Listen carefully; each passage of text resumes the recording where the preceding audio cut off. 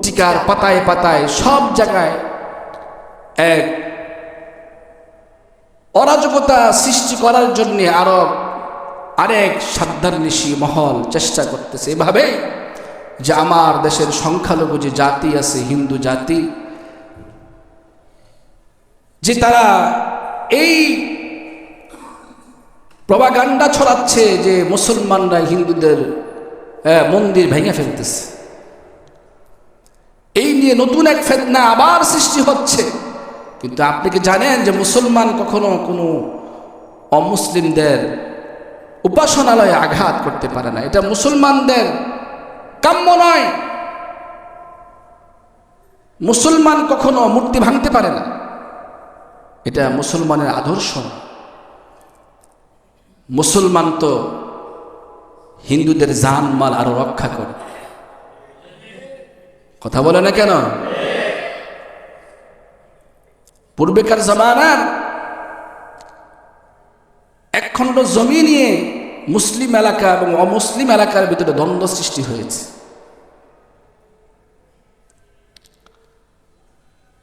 এখন মুসলমান বলে এটা যদি আমার হয়ে যায় তাহলে মসজিদ বানাইবো, আর হিন্দু বলে এটা যদি আমার হয় তাহলে এখানে আমি মন্দির বানাইব।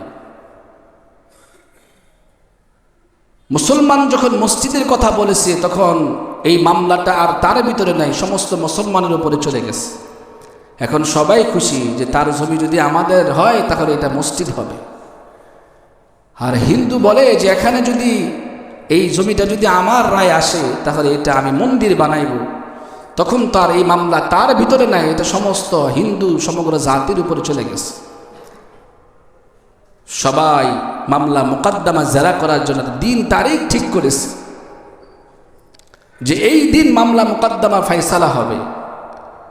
মুসলমানরা একত্রিত হয়েছে, হিন্দুরাও একত্রিত হয়েছে। আর সেখানে বিচার কার্যালয়ে বিচারক হিসাবে হিন্দুদের পক্ষ থেকে তৎকালীন জমানার দেওবন্দের একজন আলেমকে তারা নির্বাচন করেছে, যে আলেম আমাদের বিচার ফাইসালা করবে, তিনি যা বলবেন তাই হবে। মুসলমানগণ খুশি হয়ে গেছে যে আমাদের আলেম আজকে এই জমির বিচার ফাইসালা করবে, তাইলে তো এই বিচার ফাইসালা আমরাই দিচ্ছি। আরে হিন্দুদের ভিতরে তারা কথাবার্তা শুরু হয়ে গেছে, তিনি একজন সাচ্চা মুসলমান, তিনি যা ফাইসালা দিবে এটাই আমরা মাথা পেতে নিব। সকালে সকাল থেকে বসে আছে বিচারক, তার চেয়ারে বসে সকলের উদ্দেশ্যে জোর জোর কণ্ঠে বলতেছে, ও আমার ভাইয়েরা শোনো, যে জমি নিয়ে তোমরা দ্বন্দ্ব করতেছো, মুসলমান বলেছে এটা যদি মুসলমানের হয় তাহলে মসজিদ বানাইবে, আর হিন্দুরা বলে এটা যদি কি হয় হিন্দুদের হয় তাহলে মন্দির বানাইবে। আসলে শোনো, এই মামলা হলো, এই জায়গাটা হলো হিন্দুদের, এটা মুসলমানদের জায়গা নয়, এটা মুসলমানদের জায়গা নেই, জায়গাগুলো হিন্দুদের। প্রকৃতপক্ষে এর মালিক হলো অমুসলিমরা। এ কথা শোনার সঙ্গে সঙ্গে অমুসলিমদের দলের ভিতরে আনাচে কানাচে কেন যেন খুশির জোয়ার বইতেছে যে মুসলমানদের বিচারক সাচ্চা বিচার করেছে।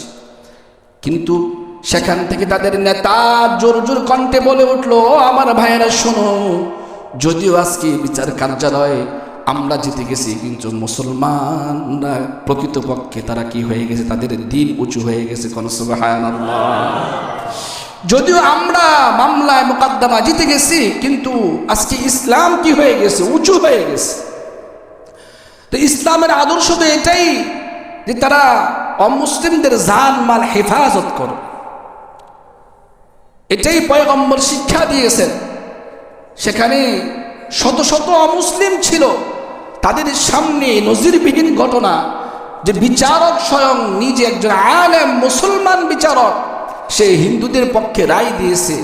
আজকে যদিও মুসলমান বাহ্যিকভাবে হেরে গেছে, কিন্তু ইসলাম কি হয়ে গেছে, জিতে গেছে। যে ইসলামের আদর্শ এত সুন্দর হয়, তাহলে আমরা তো অমুসলিম থাকতে পারি না, চলো না আমরা এই আলেমের হাতে বায়াত হয়ে কালেমা পড়ে মুসলমান হয়ে গেছে।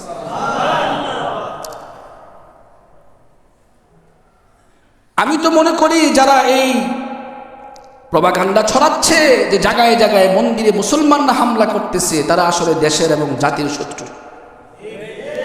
যারা এই কথা বলে এবং যারা এই কাজগুলো করতেছে, তারা এই দেশের ভালো চায় না, তারা এই দেশের মুসলমানদের ভালো চায় না, তারা এই দেশের হিন্দুদেরও ভালো চায় না। আমি তো ছোট মানুষ, যারা মুরব্বীরা এখানে আছেন তারা বলতে পারবেন যে আপনারা তো হিন্দুদের কাঁধে কাঁধ মিলিয়ে চলাফেরা করছেন না, এই কথা বলো না কেন? তারা এদেশের নাগরিক, আমার দেশের পক্ষ থেকে আমি যে সুবিধা ভোগ করব, তারাও কি সে সুবিধা ভোগ করবে, এটা কোনো বাধা নাই। আরো অবাক হয়ে যাবেন সাহাবায়ে কেরামদের আদর্শ শুনলে।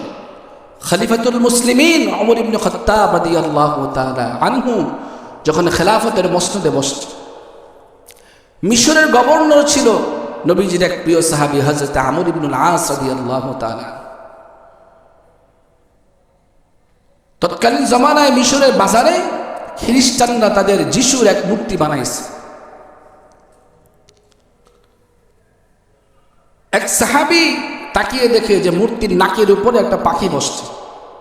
সে পাখিটা শিকার করার জন্যে তীর দিয়ে আঘাত করলে পাখি উড়ে যায়, তীরের আঘাত নাকে লাগলে মূর্তির নাক ভেঙে পড়ে যায়।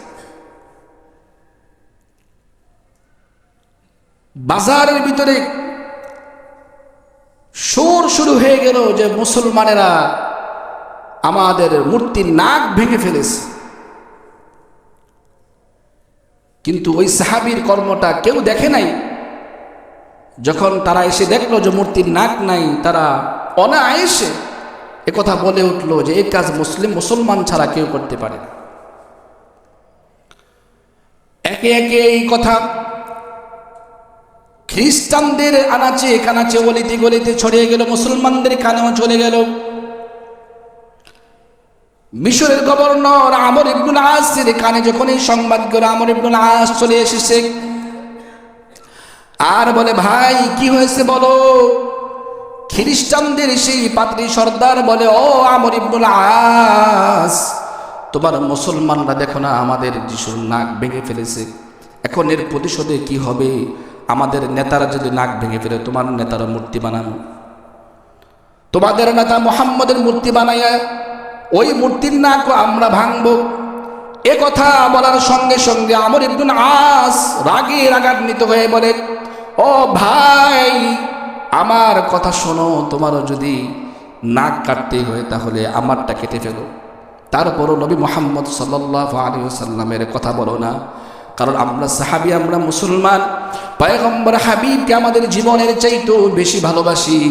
তারা যখন শুনলো যে একটা মূর্তির নাক ভাঙার পরিবর্তে একজন জীবিত মানুষের নাক কাটা যাবে, তারা খুশি হয়ে গেছে, খুশি হয়ে গেছে যে প্রতিশোধটা বেশি হবে,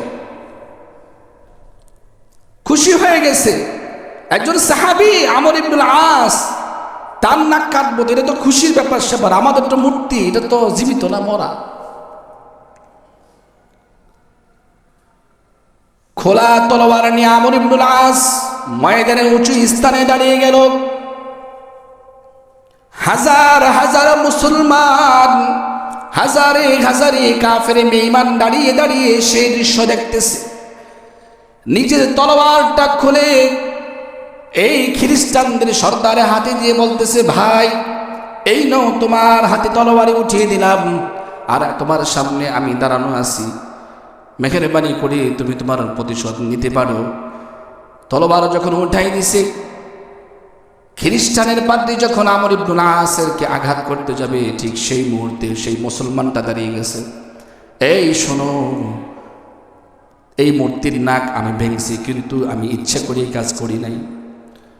মূর্তির নাকের উপরে পাখি বসছে, পাখিকে আঘাত করেছিলাম শিকার করার জন্য, পাখি উড়ে গেছে, ভুল ক্রমে আমার তীরে আঘাত এই মূর্তির নাকে লাগার কারণে নাক ভেঙে গেছে। এই যে দেখো নাকের অপর অংশ আমার হাতে আছে, তোমার যদি নাক কাটতে হয় তাহলে আমারটা কেটে দাও, কিন্তু আমিরুল মুমিনিন আমার গভর্নরের নাক কিন্তু তোমরা কাইটো না, এটা আমরা সহ্য করতে পারবো না। একথা বলার সঙ্গে সঙ্গে পাদ্রীর দু চোখ বেয়ে পানি পড়া শুরু হয়ে গেছে। আরে কেমন ধর্ম, কেমন ইসলাম, এটা তো তারা স্বীকার না করলেও পারত। দোষটা নিজের কাঁধে নিলেন, নিজেই স্বীকার করলেন যে নবীর ইসলাম, যে নবীর আদর্শ এত সুন্দর হয় না জানি সে নবী কত সুন্দর ছিল। চলো না আমরা সে নবীর আদর্শে আদর্শিত হয়ে কালেমা পড়ে মুসলমান হয়ে যায়। আমার ভাইয়েরা, এটা তো মুসলমান, তো শিক্ষা, মুসলমানের শিক্ষা হলো এটা অমুসলিমদেরকে সম্মান করা, তাদের ইজ্জত এবং জান মালের হেফাজত করা। কিন্তু যারা আজকে আমাদের দেশে, আমার দেশে অরাজকতা সৃষ্টি করার জন্যে পায়ে তারা করতেছে, আমি তো বলি তারা দেশেরও শত্রু, দশেরও শত্রু। মুসলমান এই কাজ করতে পারে না। সম্মানিত হাজিরিন, আমরা এ থেকে দূরে চলে আসি, প্রতিশোধের আগুন আমরা নিভিয়ে দেই। ভাই ভাই হয়ে আমরা সমাজে বেঁচে থাকার চেষ্টা করি। অমুসলিমদেরকে আমরা ভালোবাসি, তাদেরকে ইসলামের দাওয়াত দিই, তাদের সাথে সুন্দর আচরণ করি। মুসলমানের আচরণ দেখেই তো অমুসলিমরা কি হয়ে যাবে, মুসলমান হয়ে যাবে। আল্লাহ সবাইকে বোঝার তৌফিক দান করুন।